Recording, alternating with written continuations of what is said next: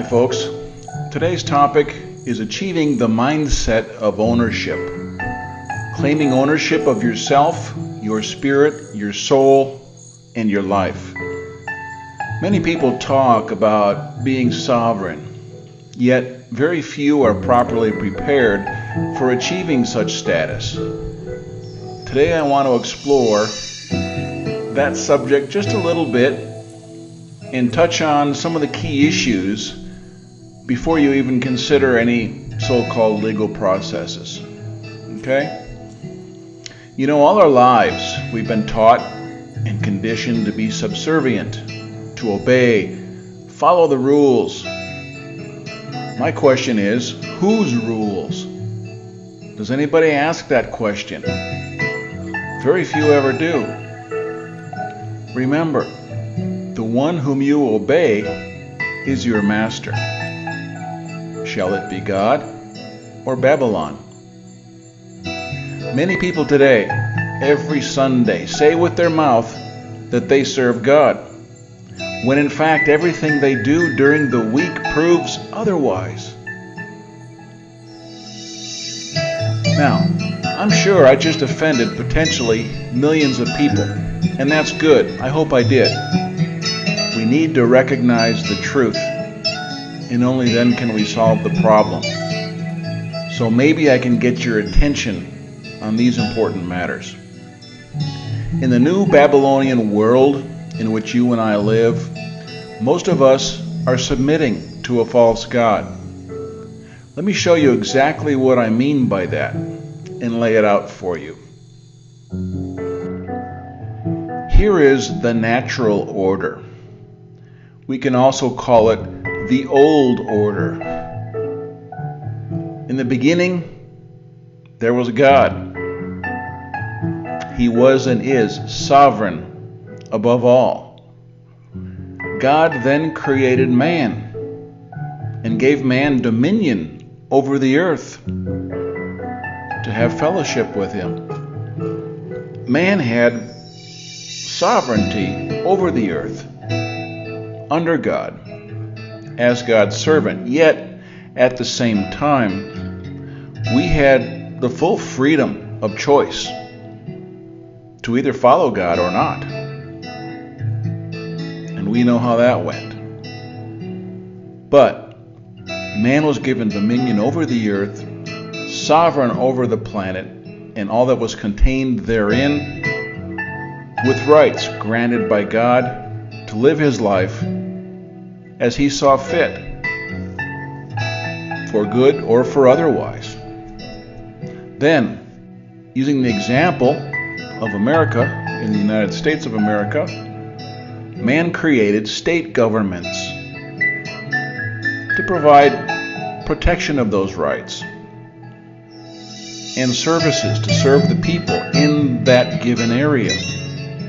As things developed, the states started having some conflicts, and they felt to better regulate commerce and related intercourse between the states, they created the federal government to provide a certain level of uniformity and coordination amongst the states so that the states could get along better. And so the states created the federal government. The federal government served the states. And subsequently, various administrative agencies were created to execute the duties of the public servants at all levels. So, this is the hierarchy of order. In the natural order or the old order, power flowed down from God to man. Man's power flowed down to the states. the state's power flowed down to the federal government, and then that power flowed down to the administrative agencies. So man was created to be free, to be creative, productive, inventive, independent, prosperous, and powerful.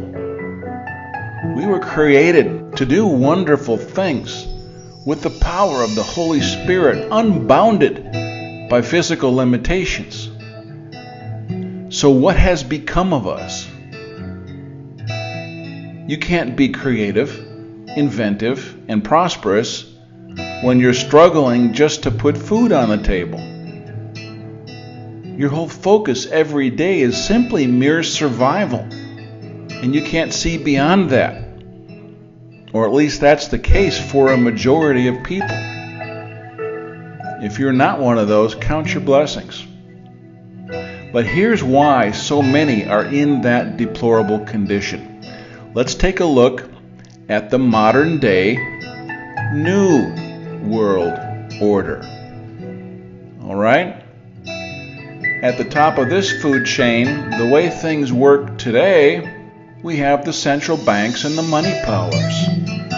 These bankers, their families, and minions control multiple governments, not just one. But it's the same families that basically control nearly the entire world through their machinations. And there have been plenty of books written about that. We're not going to get into that today. But that's a given, that's a fact, it's common knowledge.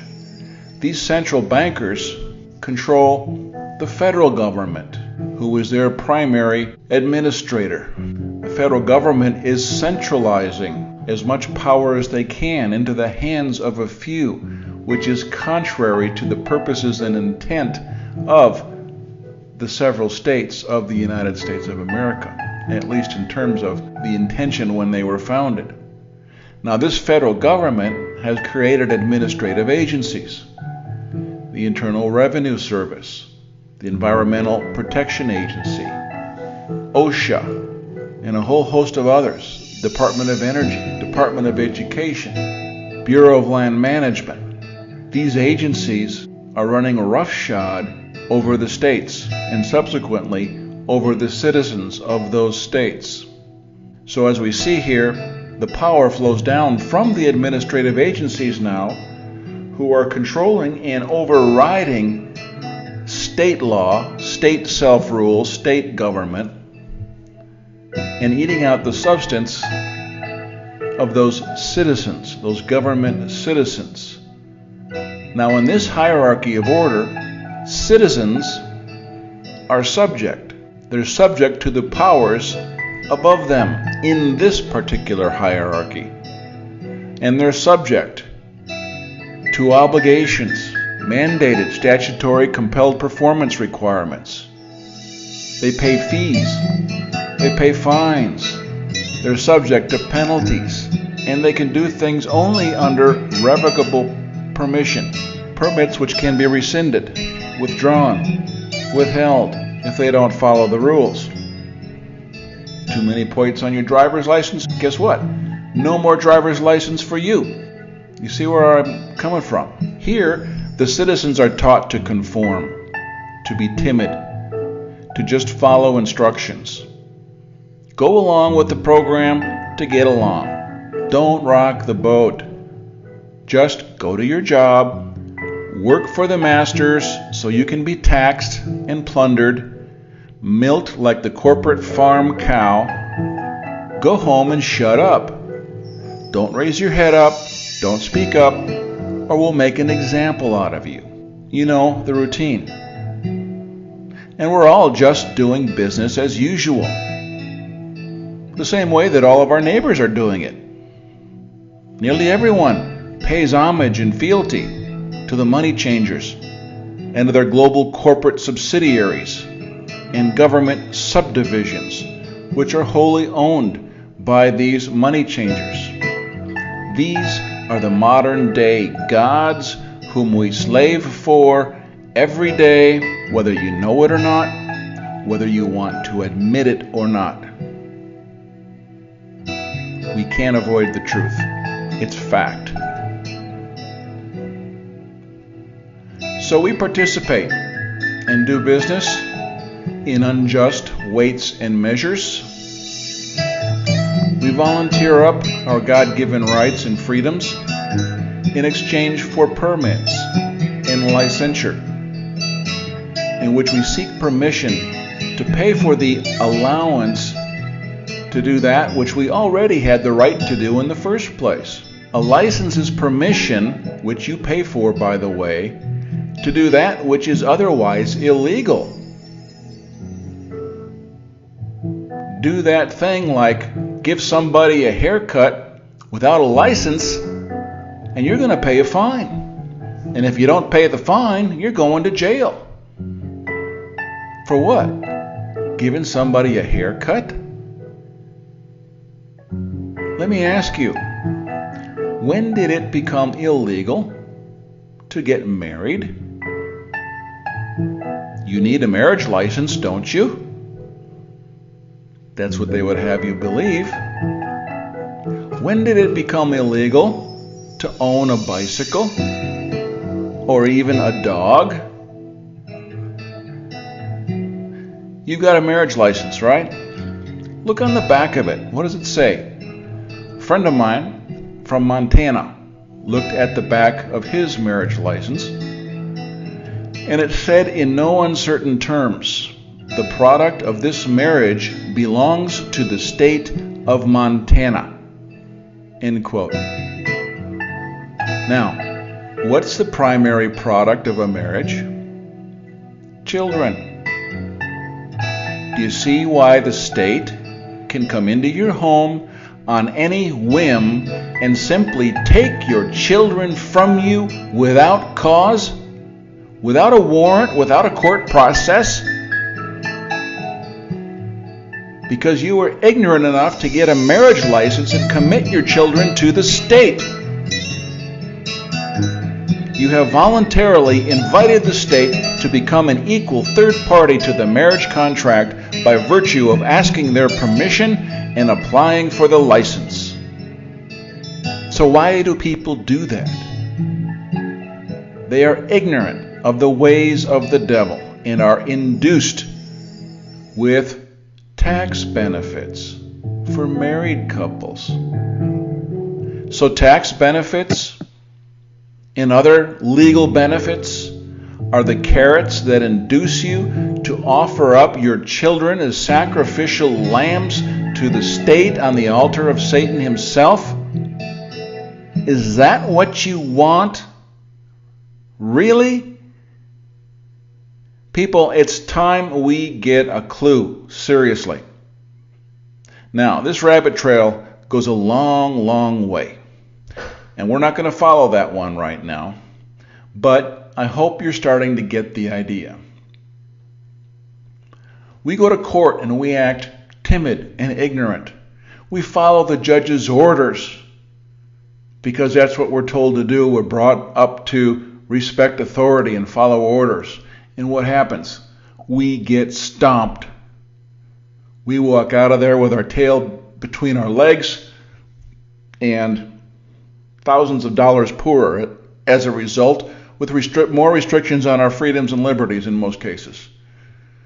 Most of us have absolutely no idea what's going on in court and what's being done to us. And I'm not talking about courtroom procedure and law. That's enough of a challenge, but it goes much deeper than that. I'm talking about the actual business involved and what the court is really up to.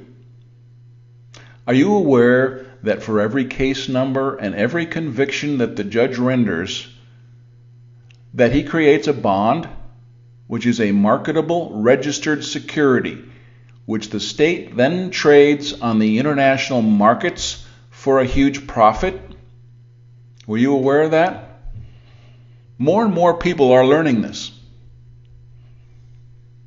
I hope you are aware, but most people are not. And they need to know.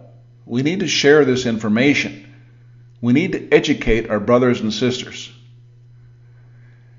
Your court case, your traffic ticket, your custody hearing, your foreclosure case, whatever the issue might be, is making the state huge money. And yet they force you to pay court fees and costs? It's all a charade. They don't need you to pay. But they want you to believe that it's necessary to keep the courts going. They're trying to hide the billions that they're making on these bond trades. Your driver's license and birth certificate, more bonds in the market. The Social Security card and related account, hugely profitable for the state. When the court convicts you, a new bond is created and sold in the international markets, then leveraged in the banking system. Then there's bail bonds, same thing. When you get sentenced to jail, more bonds are created. More prisoners means more money is needed for the largely privatized corporate prison system, which means guaranteed profits paid by government, who issues more bonds and pays on them from shaking down the taxpayers, who are the citizens who have no choice in the matter. Everyone wants to stop crime, right? Do your part, pay your fair share. Step right up and get your ticket right here, folks. Be a good citizen. When you go to rehab and the halfway houses, who owns those facilities? Do some research. You're going to find that these are owned primarily by the judges and the prosecutors and others who are responsible for sending you there in the first place and forcing you to pay for it without having any choice. The fees you pay and everyone else pays, and they're always full, right? Full to the brim. Those fees go in part to the judge who sentenced you there, and the prosecutor who broke a number of laws to get the conviction to get you in there. But please, don't take it personal. It's only business. It's only business. But this is a guaranteed business with 100% customer retention.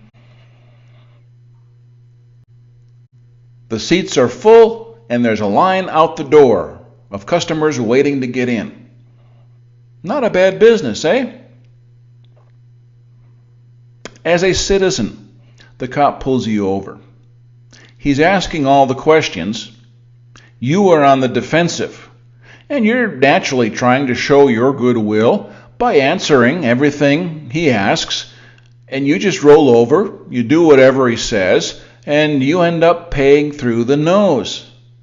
But that's only if you're lucky, because cops are trained to get you talking, which leads them to escalate the situation with the more information they can get out of you, and that situation escalates into something which could be much worse for you, if not downright dangerous or deadly.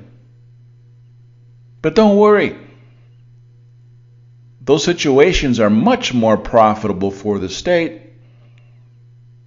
So that cop on the side of the road is really a salesman. He's trying to upsell you from a little old traffic ticket, maybe into drunk driving, resisting arrest.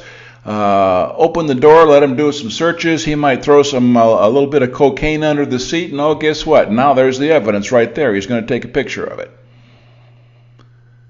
So the failure to use your turn signal is only the excuse to try and get you compromised into a much more profitable charge, which you never saw coming.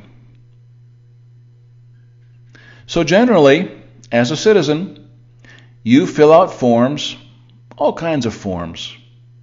You want benefits, so you got to go fill out the forms to get those state-granted benefits and permissions. You make all kinds of assumptions and presumptions, which lead to unknowingly and tacitly making admissions and confessions. Being a citizen, locked into contract, subject to the terms and conditions, using words you don't understand, and all these things lock you in even deeper. We don't look up and study words, generally speaking, so we end up unknowingly speaking two different languages with somebody with different meanings, but using the same words. It sounds like the same language, but there's two completely different comprehensions going on each side of the conversation. Because in legalese, what we take as the common vernacular, the meaning of a word, means something completely different in the legal world, in the fiction world, in the realm of the dead. And so we wonder why we can never get through to officialdom, prosecuting attorneys, police officers. They never seem to listen or understand us. That's why. So here we are. Someone flashes a badge, comes up, starts asking us questions. We need this, you need to do that. They flash a badge so fast we don't even hardly see it. And yet we don't question, and we don't even properly inspect it. We don't ask for their authority. We don't really, most of us don't understand what our rights are and where to draw that line and how to instruct these public servants as to what their limits are and what we will or won't do, because most of us don't understand our rights, nor do we enforce the law, so public servants are used to preying on this ignorance and basically doing whatever they please, which is often far beyond the limits of the law. And guess who ends up paying dearly? You. So when we act timid, confused, unsecure, scared, submissive, you are inviting someone to assume authority over you, whether they actually have it or not. And in many cases, they don't. So your body language, what you say or don't say, what you do or don't do, will invite the worst case scenario if you don't stand up and protect yourself. So one thing that holds all of us back to some degree really is self-doubt and the lack of self-confidence. And there are several reasons for that. Let's take a look at that. A, we are spiritually immature. And I say that looking at my own life and recognizing how I have been in that position. We don't really know who we are in God's plan, and we don't claim the power that He has made available to us. We have lost our way spiritually. We rely upon ourselves, which is a big mistake, solely upon ourselves. And you probably don't think so, but this is evidenced by how we serve the mammon master as a, quote, good citizen, unquote. Let me ask you, who is the real beneficiary of your labor? The fees you pay, the usury you pay, the taxes or tithes you pay to the government. Who owns your home? The bank. But you say, aha, got you there. I own my property free and clear. I am the owner. Excuse me, please wake up. Do you really own it? Fail to pay your tithe and fealty to the king of the county, and we'll see who really owns it at the sheriff's sale. All right, enough said. You don't own anything. You merely have tenancy. There's a lot of reasons for that. But how many licenses and permissions do you pay for every year to do things which were free before, and you could do them by right before you sold your inheritance for a bowl of porridge, just like Esau did in the book of Genesis?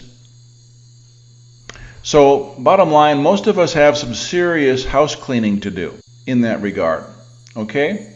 B, the second reason for lack of self-confidence is our educational system has deprived us of the ability to be creative, to be critical thinkers, to be inquisitive, to challenge things that we're told, and to investigate, to go beyond the surface, and to look for the substance rather than the facade, and to think for ourselves. We're all being dumbed down to deprive us of these qualities. And the result is we just take for granted whatever we're told is the fact. We don't challenge information. We don't challenge authority. We don't dig, investigate, research to really know the truth. And so we're led by the nose, like animals, into the corral of the false reality. You see how that works.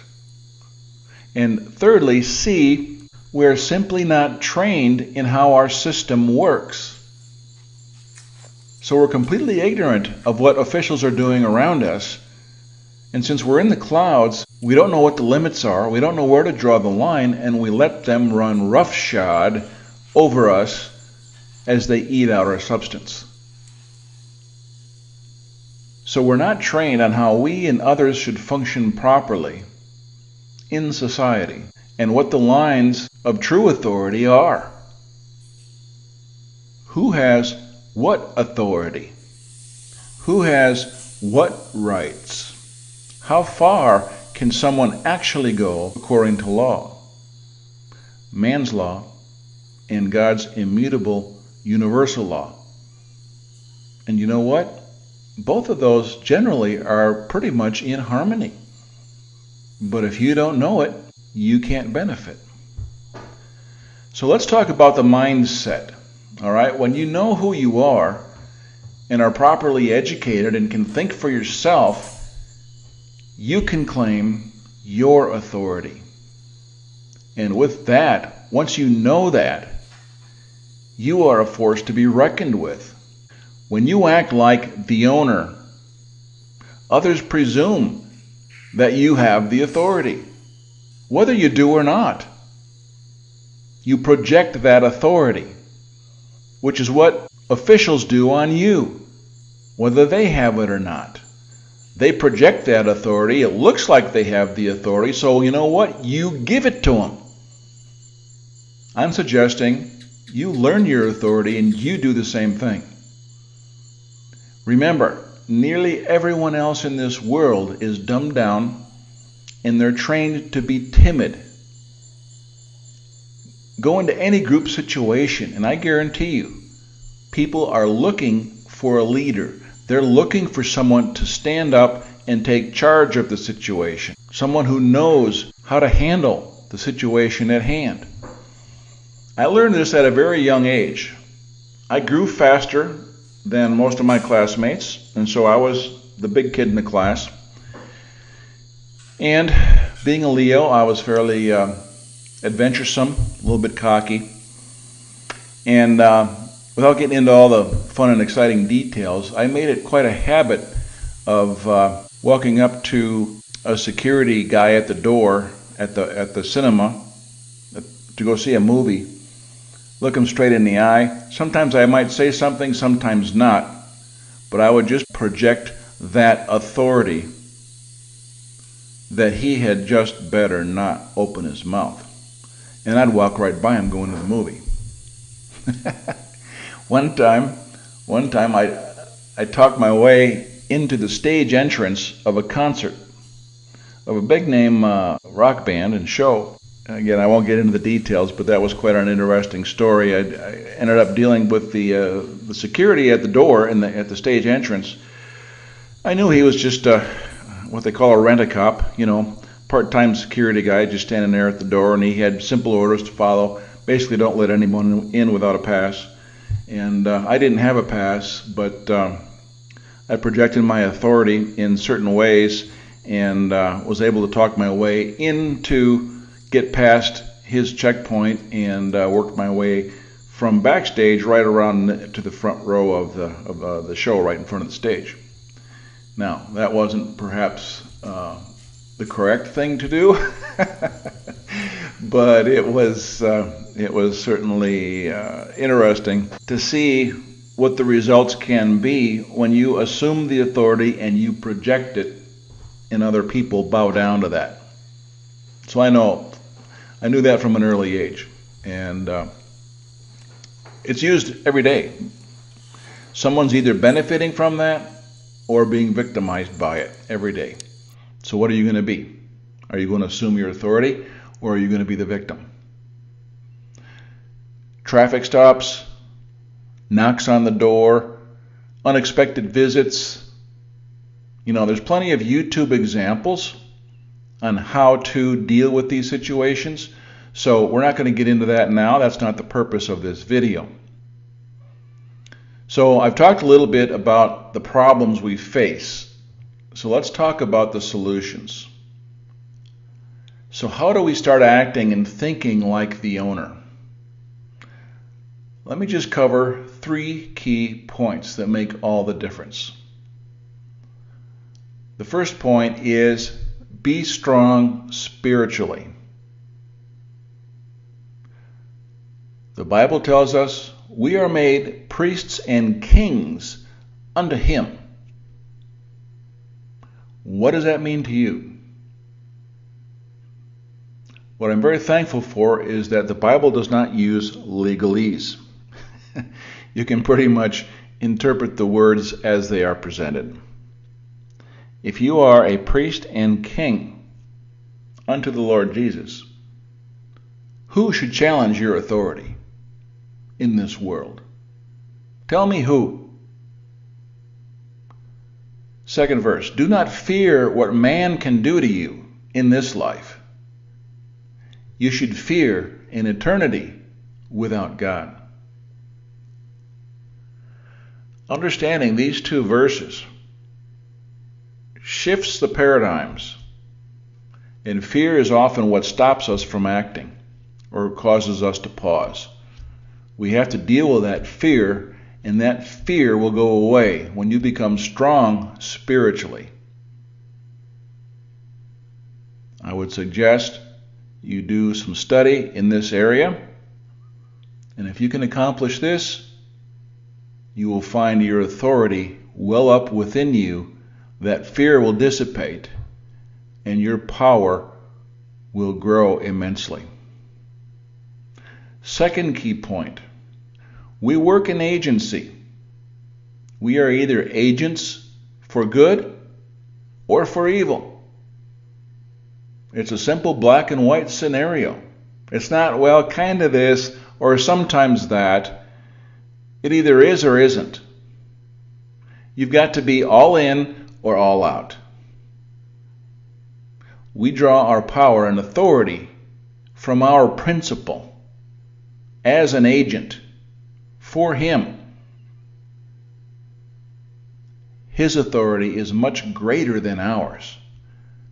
And isn't that a relief to know that we have access to power and authority which is much greater than what we have ourselves? We're not alone. We've got backup. So who is your principal? Does he represent good, or is he the principal of evil? In either case, you will draw power from your principal. We claim our inheritance as sons of the Father and the power that He bestows upon us. So you are an agent. You are not a lone operative. Your power comes from your principle. Number 3, increase our own power with study, training, practice, and discipline. This comes from knowledge, building our own knowledge. Turn off the damn TV and the video games and start cracking a few books. And this is fun. It's exciting. It's invigorating to learn how to claim your power and your authority. When you see how you can do things you could never do before, there's nothing more interesting or entertaining than that. So to increase our own power, build a moat around your castle. And by that I mean position yourself so they can't harm you. So you can't be harmed spiritually. You're strong in that area. Economically, you're independent, and you're not leaving low-hanging fruit out for the robbers to come and steal from you. There's ways of doing that. And legally, you can position yourself so you can't be harmed. These are things that we get into. All right? That's A, build a moat. Position yourself so you can't be harmed. B, learn your rules that you operate under, depending on who your master is. Learn their rules that they operate under that apply to them, so you know their limitations, and just act accordingly. It's simple. And C, claim ownership. Put public servants in their proper roles. They are not the enemy. They're there to serve you. And when you can demonstrate and project the authority that you truly have, and ask them in the proper way to do the service that they are hired to do, in most cases, they will gladly help you. Isn't that a refreshing thought? So folks, these are all things that we teach in the Lighthouse Law Club. The Law Club is quickly becoming a gathering place for some of the brightest, most active minds available in the arena of individual freedom, economic independence, and personal sovereignty. Just look at some of the videos on our YouTube channel, spend some time on them, and you'll get a pretty good glimpse of what we're up to. With new members joining every day from across America and around the globe, actively applying foundational principles of immutable law to their lives, as a member, you'll be able to share in that knowledge on many disciplines across the board, and all in one central venue of the Law Club. So I invite you to empower yourself, to claim ownership over who you are, your life, your soul, your future. Join us in the Law Club, be a part of this movement, and let's make a difference in this world. All right, thanks for your attention. Take care. God bless. I hope to see you soon.